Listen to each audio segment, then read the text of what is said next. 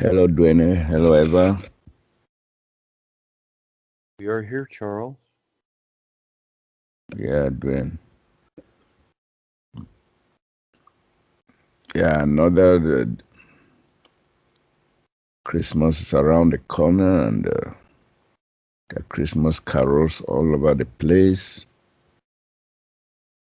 to celebrate the birth of the only world Savior, the only Son of God. So, what message could the Numan have for Christians, for those who celebrate Christmas from the new perspective? Oh, that's a simple one, Charles. Don't spend all your money at Walmart. Sorry. I said that's a simple one. Don't spend all your money at Walmart. Yeah.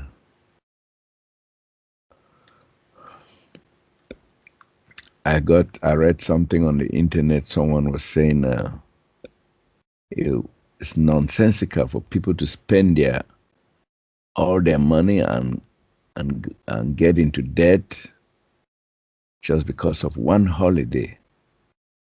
And it rang a bell that the, the the the writer of that post, the owner of that page, wanted to warn people against Christmas. Just as you said, don't spend all your money at Walmart. And what else, Dwayne? Is that all? Will it only be spending money? I think there's something more that you could say to create awareness in the Christians. Well, I'm sure there is, if they're interested, that is, but their attention is on whatever it is. This is the big day for them, and to so-called prove their existence, you might say, right? So I respect that. Everybody, has what they want, does what they want. So, I don't really want to say anything that would interfere with that. So, again, it's choice, and we go through this every year. And what is our focus? Worldwide educators. We're focused on the all natural environment, and most of the world is focused on whatever. So during this season, what comes first? They're celebrating that usually adds to what's already happening to the planet, or does the environment come first? So again, what makes sense year after year? Yeah. Okay.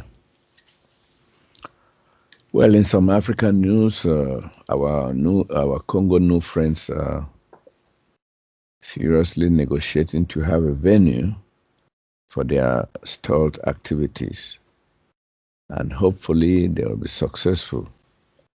So, not long from now, we may start having photos of activities once more from the Congo. That's all I have from that end.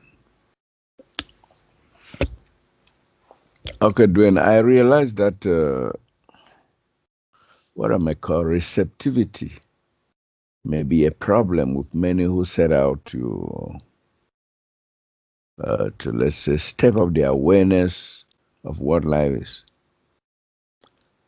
People may think they know you, but may still be unreceptive to what the Numan and the real guides are saying, or what life is telling them. And so I guess disenchantment steps in with some saying things and changing for them. They're not having experiences and all the like. Now, do you think this may be a problem that hinders the getting of your message across to people? And what do you propose as a solution to this shortfall in receptivity? Did you get this question from the administration at your school?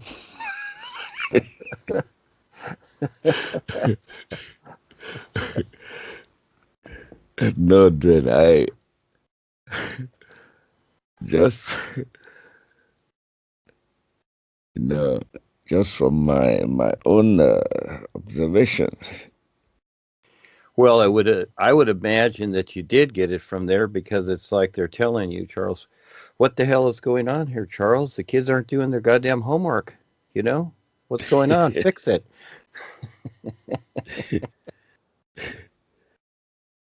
No.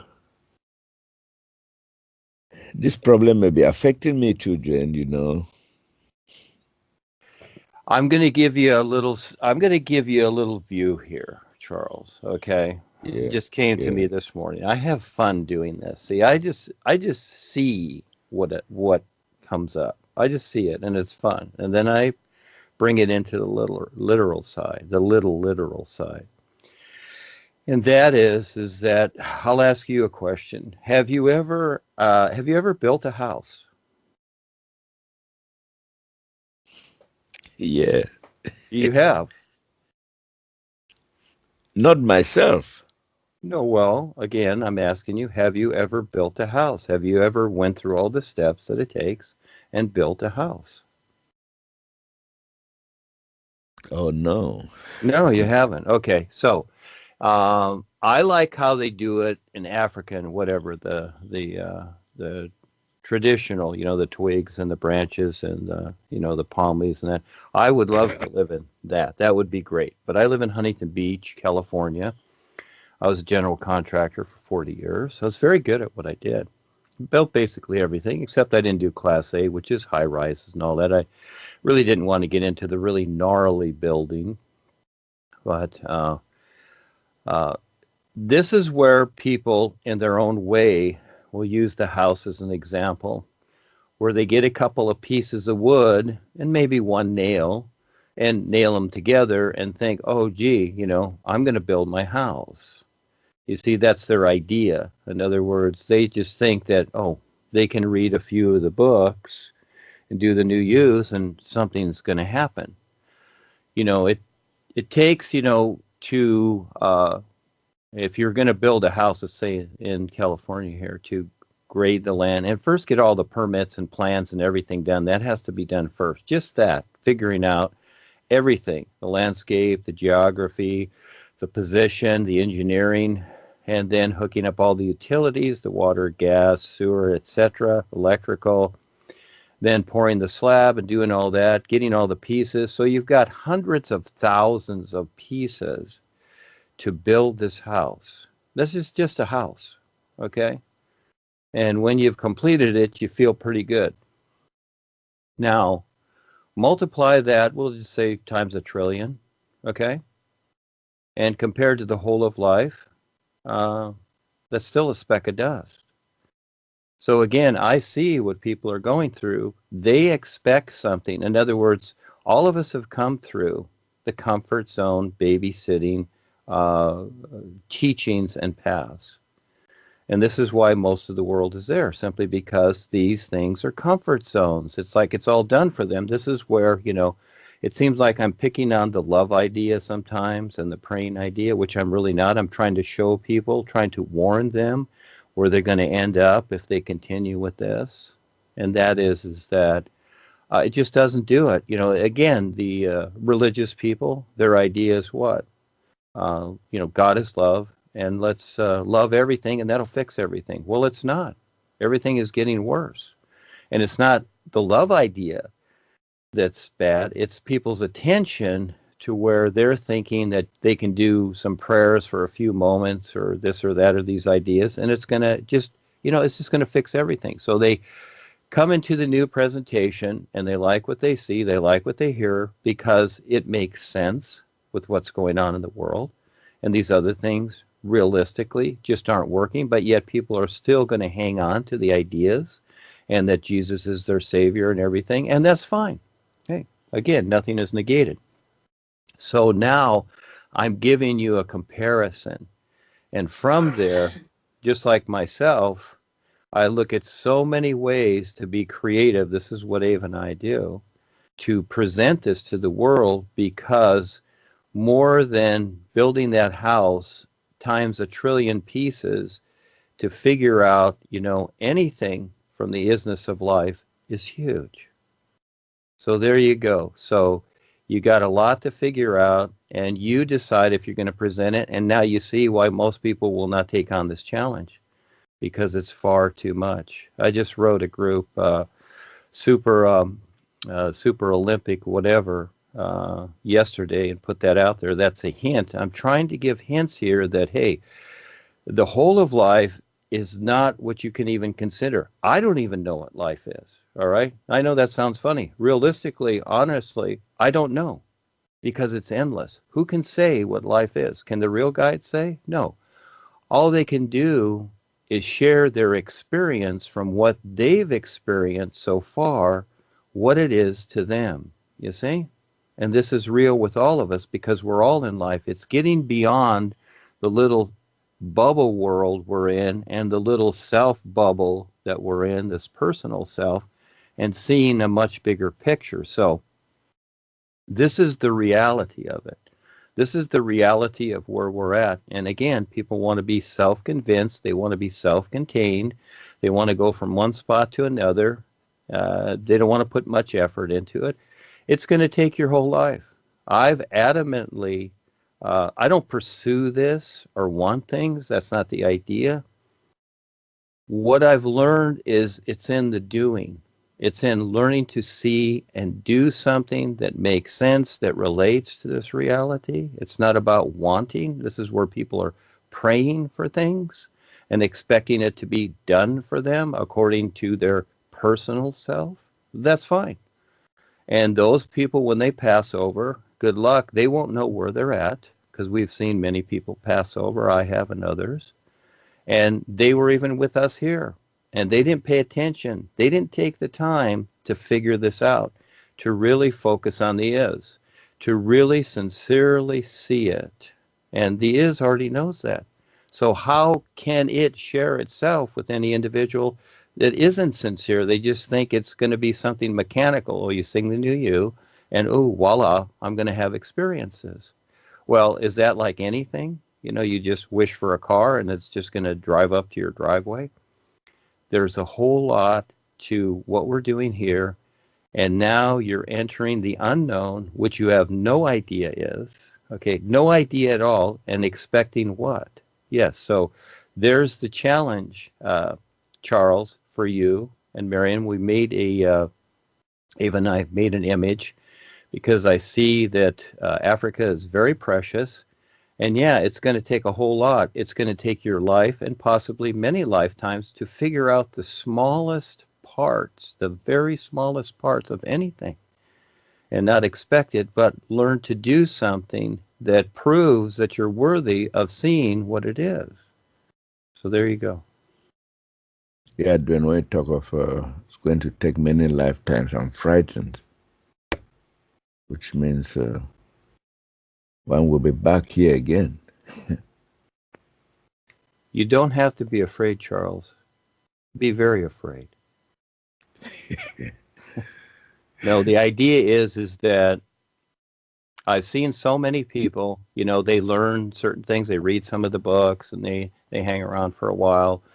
And then until something else takes place in their life, and they basically go back to what they always did. And all of a sudden the world's bad, so they get with a bunch of groups that are sharing chemtrails and whatever. Fine. We do a few of these things. That's really not the focus at all.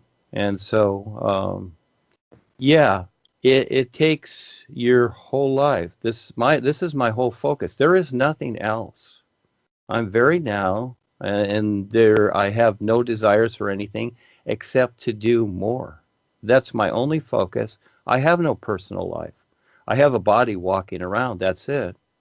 And for the most part, I don't want to be bothered simply because this is my focus, and the body needs a little free time just to be sometimes. But again, who will do that? Who will step up and take on the courage to do that? Most people are on the fence. They like, again, like I'm saying, they like what we're presenting. It sounds good.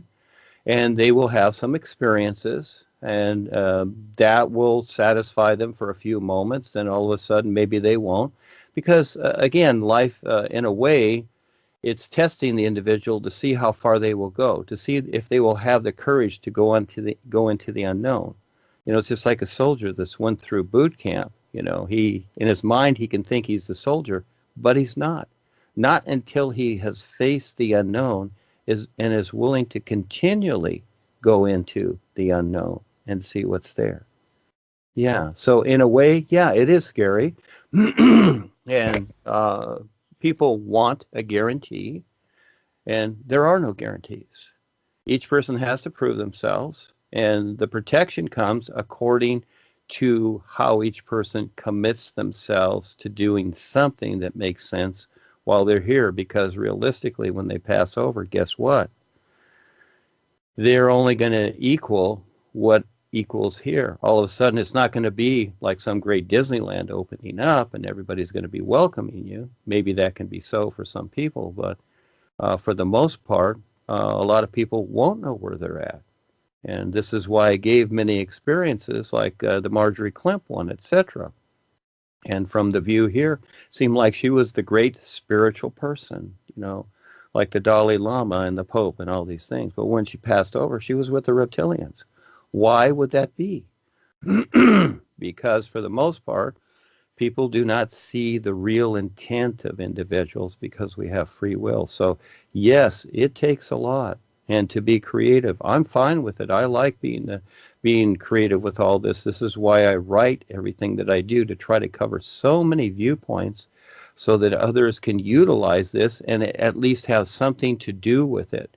Because if this wasn't here, what would it be so if I didn't create this new presentation? If I didn't struggle to have created this, because there was a lot of struggle for me to figure this out, and I'm still figuring things out continuously. Boy, what would the world be like if we weren't here? So again, I don't take it for granted what I'm being shown, but many people do take it for granted. So it's time to look at that. And again, Paul said the same thing. I remember that, you know, when people were doing the spiritual exercises and Paul would do the newsletter, and he would refer to the idea that, oh, some people are saying that, oh, they tried you know, singing the hue at the time and doing the spiritual exercises and nothing happened. And he would say, well, my goodness, you know, what does it take to be you know, a carpenter, a plumber, a doctor? Do you just do it in a couple of lessons? And so, again, people think that, okay, this is the whole of life and we already know that God is everything. So we'll just go along with that idea that God is everything and it's on our money. And, oh, this is really good. So we'll just go along with that idea. We'll love everything, and everything will be fine. But eventually you come to figure out it's not so, because that idea does not really do it. So this is an exceptional reality with the new you, direct with the all is. And I know that it's not easy, but the fun part is making an adventure and make it your whole life. And then guess what? Watch what life does for you.